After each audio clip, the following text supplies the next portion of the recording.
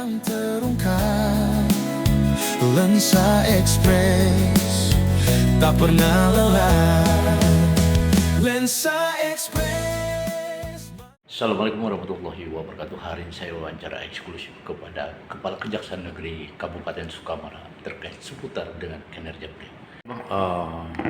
Saya dengar informasi penanganan perkara cukup lumayan banyak di wilayah Kabupaten Sukamara.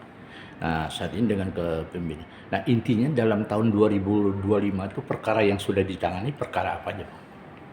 Ya, intinya kalau masalah pelaksanaan tugas dan fungsi kejaksaan, khususnya pada Kejaksaan Negeri Sukamara, semua bidang alhamdulillah dapat melaksanakan tugasnya dengan baik, di mana dalam beberapa bidang yang ada, khususnya terkait dengan bidang datun, itu kemarin kita sudah mendapat peringkat 2 se-Kalimantan Tengah. Begitu juga di bidang Pitsus kita dapat peringkat pertama. Nah, untuk bidang Pitsus sendiri terkait dengan penanganan perkara itu ada beberapa yang sudah menjadi catatan kami terkait dengan proses penyidikan. Itu ada 5 perkara, kemudian terkait dengan penuntutan itu ada sekitar kalau nggak salah 9 perkara, dan terakhir itu untuk upaya hukum itu ada 5 perkara yang alhamdulillah penanganan terkait dengan tindak pidana khusus itu kita juga berhasil untuk melakukan pemulihan penyelamatan dari kerugian keuangan negara hampir 1 miliar lebih lah. Dan tentunya ini menjadi catatan kami bahwa penanganan tindak pidana korupsi dapat berjalan dengan baik, dan tentunya sebagaimana amanat pimpinan mengatakan bahwa penanganan korupsi itu juga menitik beratkan pada pengembalian kerugian keuangan negara. Sedangkan untuk bidang pembinaan kita juga memperoleh peringkat pertama karena program yang kita jalankan di bidang pembinaan terkait dengan pembentukan karakter.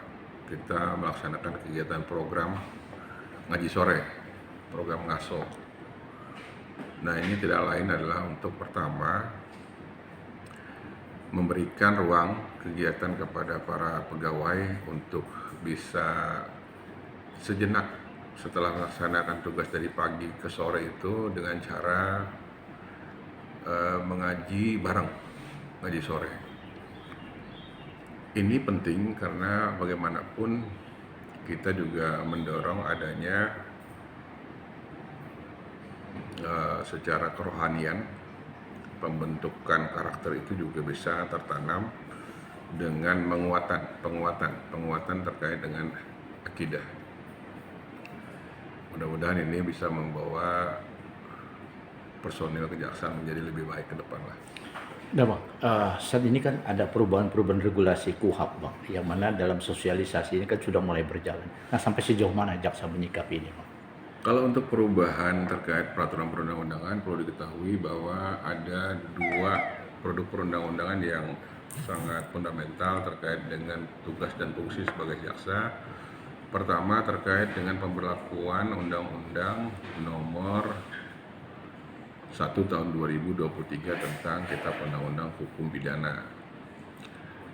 Nah, kemudian terkait dengan operasional penanganan perkara dalam hal ini secara formil itu diterbitkan Undang-Undang Nomor 20 Tahun 2025 tentang Kitab Undang-Undang Hukum Acara Pidana.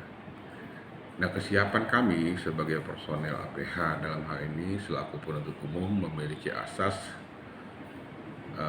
dominus litis, di mana kami sebagai penuntut umum itu nanti bekerja disesuaikan dengan ketentuan KUHP yang baru.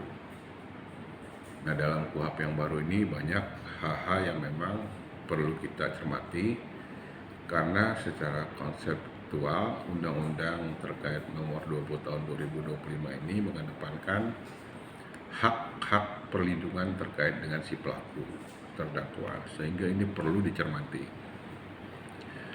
Nah, kemudian terkait hukum material Kitab Undang-Undang Hukum Pidana sendiri, itu juga banyak beberapa perubahan karena dari struktur Kitab Undang-Undang Hukum Pidana sendiri itu memiliki 2 buku. Satu terkait dengan ketentuan umum, buku 2 terkait dengan kejahatan, di mana jumlah pasalnya sebanyak 624 pasal dan beberapa ketentuan peralihan terkait dengan undang-undang berkenaan dengan penanganan tindak pidana korupsi juga ada diadop sebanyak 5 pasal. Kemudian ada TPPU-nya juga, ada beberapa pasal, dan beberapa ketentuan-ketentuan lain yang juga diatur dalam undang-undang tersendiri itu diadop di dalam ketentuan KUHP nasional. Nah, sosialisasi secara hukumnya kepada masyarakat sampai sejauh mana ini?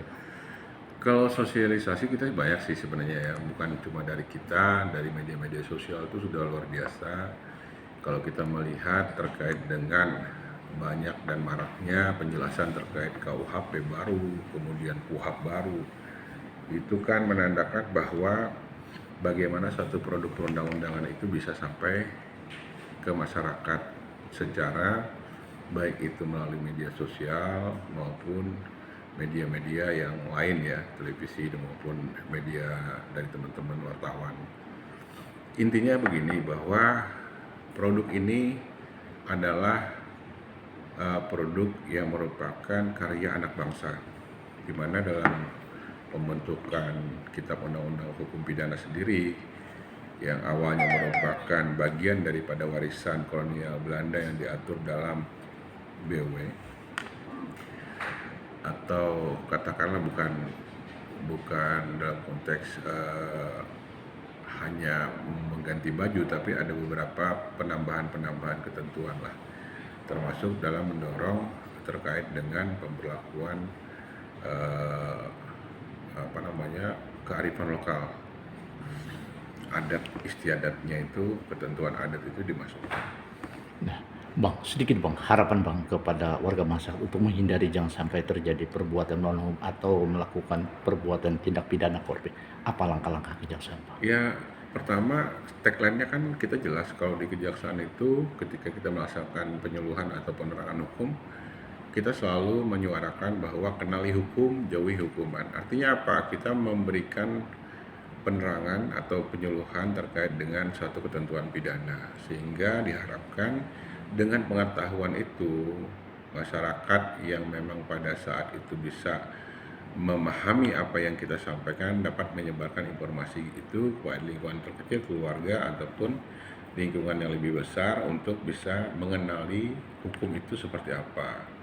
Karena dengan cara begitu orang juga dapat memprotek dirinya sehingga tidak melakukan perbuatan-perbuatan yang dikategorikan sebagai perbuatan pidana. Oke, terima kasih Bang.